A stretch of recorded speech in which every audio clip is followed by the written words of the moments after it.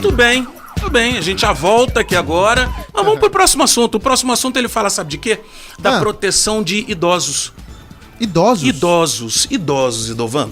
Idosos. E é uma coisa que muito pouca gente fala.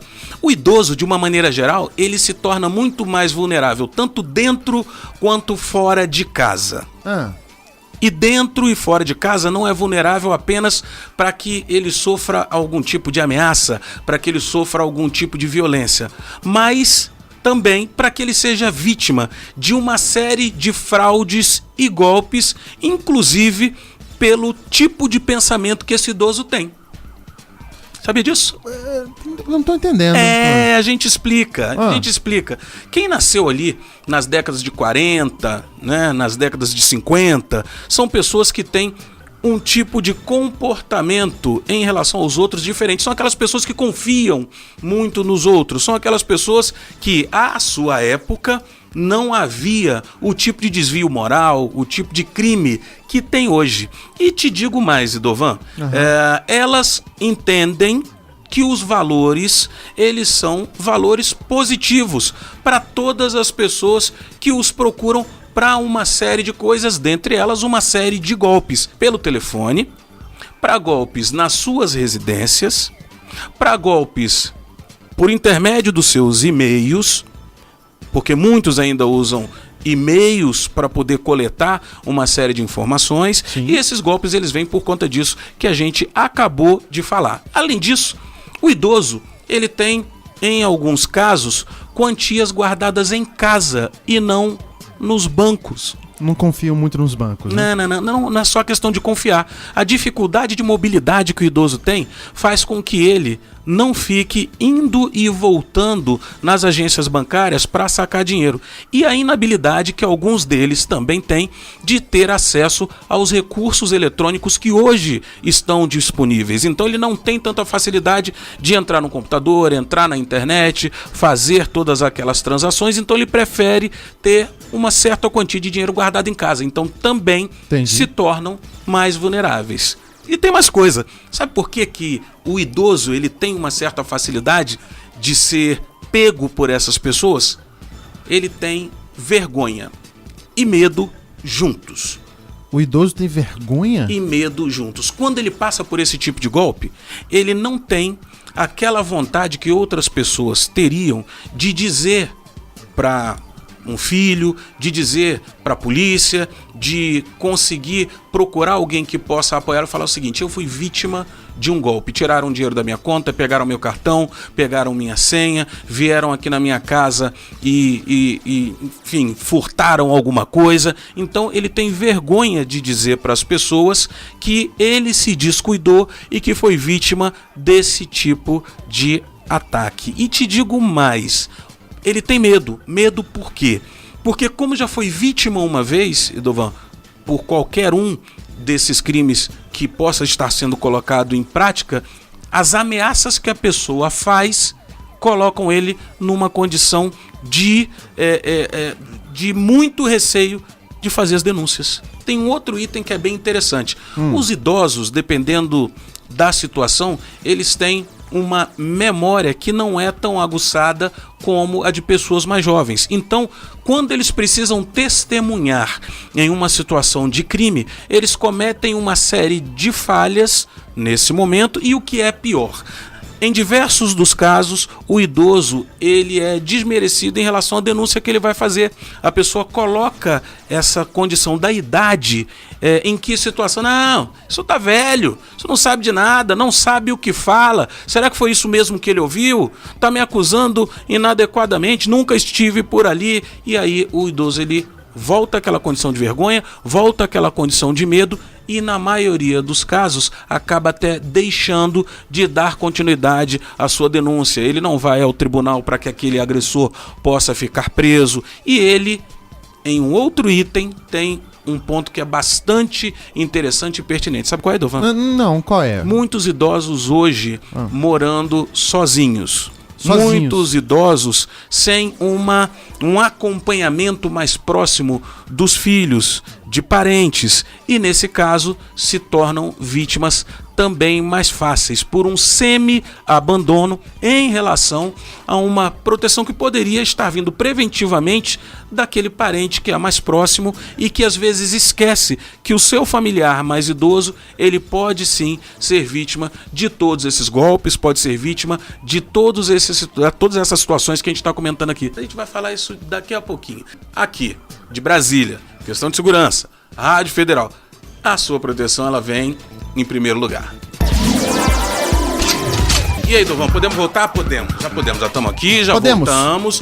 Foi um cortezinho rápido, mas a gente já está aqui. De Brasília, questão de segurança, eu, Coronel Leonardo Santana, trazendo um pouquinho mais de informação para vocês. A gente está falando dos cuidados que tem que ser tomados em relação ao idoso, os golpes que são colocados em prática por conta de pessoas que, na maioria das vezes, são extremamente mal intencionadas. Não, em todos os casos, né? Tem gente que é muito mal intencionada.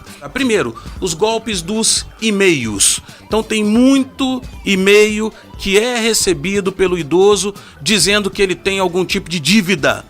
E que essa dívida, ela só pode ser resolvida ligando para tal telefone, tal número, isso, aquilo outro. Ou acessando um link, ou acessando um link, e aí ele começa a ser hackeado. Não tem, como a gente falou ainda há pouco, aquelas habilidades tecnológicas por ter nascido em um período, né, década de 40, 50, né, e não conseguem ter tanta facilidade de acesso a essas informações. Então ele vai ali, clica naquele link, ele vai ali, se desespera pelos valores que tem para poder pagar aquela conta, e aí aquele mês se transforma num grande pesadelo.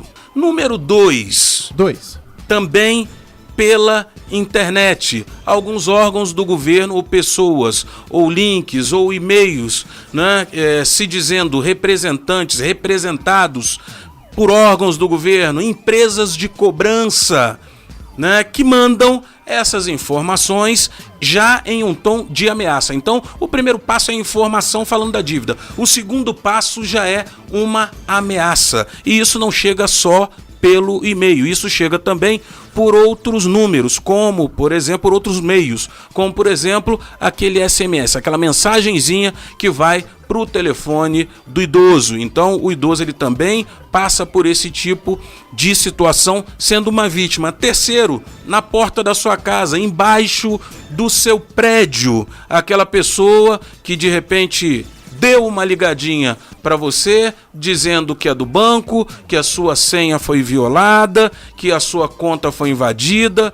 Ele pergunta sobre gastos que talvez você tenha feito e se você reconhece ou não, se aquele idoso reconhece ou não. E a partir daí ele fala, estou mandando aí um courier, uma pessoa, um motoboy, uma pessoa credenciada pelo banco, o nome dele é fulano de tal, né? Eu preciso só que você me diga aqui a sua senha, que ela vai ficar reservada aqui pelo nosso serviço, mas ele está indo aí para poder buscar o seu cartão, você não precisa nem sair de casa. Nós vamos oferecer serviço para você. Ele está indo aí buscar o seu cartão, por favor, fulano de tal, abre a porta. E aí, aquela pessoa vai, pega o seu cartão, ele já tem a sua senha, acabou a sua vida. É cheque especial, é compra, isso, é aquilo outro, e muita coisa pela internet. O que não consegue sofrer um rastreamento no tempo necessário para que o dinheiro seja recuperado, Idovan. Exatamente. Agora, para a gente passar a régua, o grande problema do idoso hoje se chama telefone. Telefone? Telefone. Celular ou fixo, tanto faz? Telefone. Celular ou fixo, tanto faz. Primeiro, por quê? Porque não é aquele idoso, aquela pessoa que não tem essa habilidade que a gente já falou aqui, ele não é instruído pela própria família. Acabamos de falar isso ainda agora, mas é o item número 1 que eu gostaria de ressaltar. Reeduque seus pais, seus avós, converse com eles, mostre que esse tipo de coisa acontece, que esse tipo de coisa existe e que ele pode sim ser vítima e que você está ali para apoiar, para ajudar. Deixa ali um númerozinho de telefone para que o seu pai, para que o seu avôzinho, sua avózinha possa te ligar quando isso acontecer. E instrua aquela pessoa, fala assim, tudo bem, espera só um pouquinho, pronto. E desliga, chamando você, que é um familiar próximo, para poder dar esse apoio. Então isso é muito legal. Então, número 1, reeduque, instrua aquela pessoa que é mais idosa e que pode ser vítima desse tipo de crime. Número 2, para quem já é idoso, muito cuidado com os sims que você dá no telefone. Muitas das perguntas são aquelas perguntas para que você responda apenas sim ou não.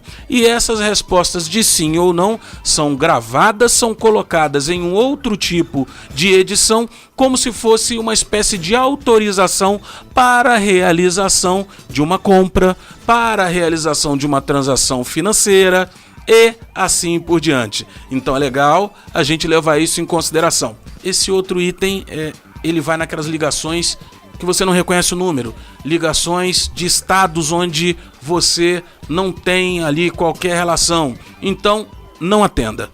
Não atenda.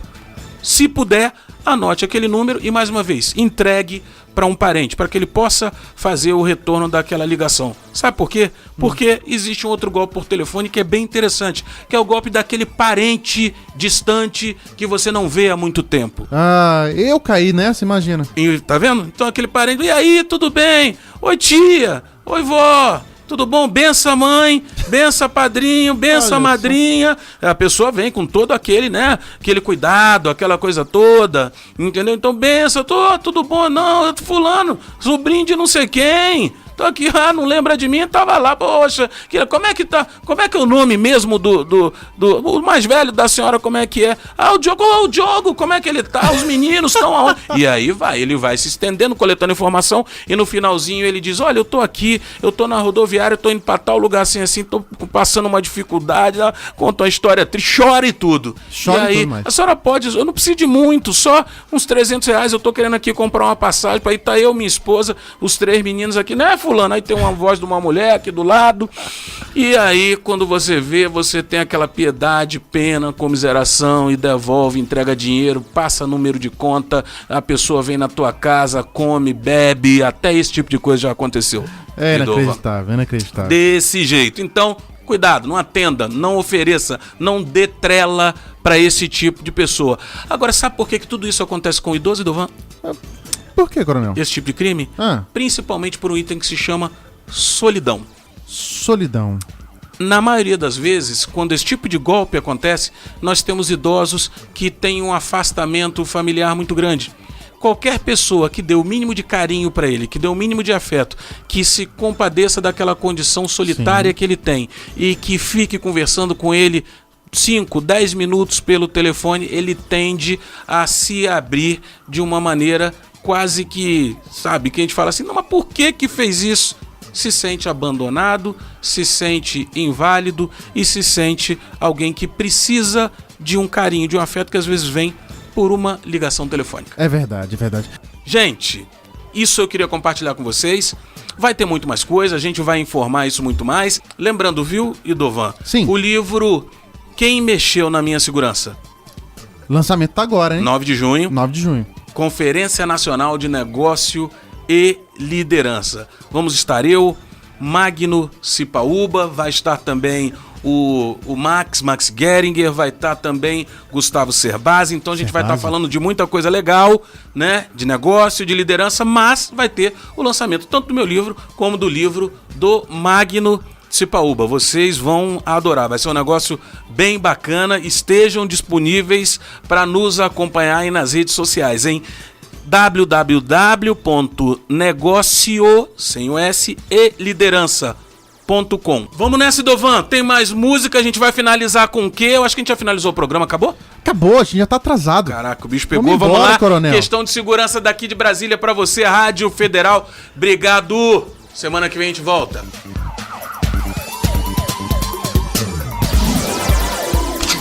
Você foi nosso convidado no Questão de Segurança. Aqui a sua proteção vem em primeiro lugar.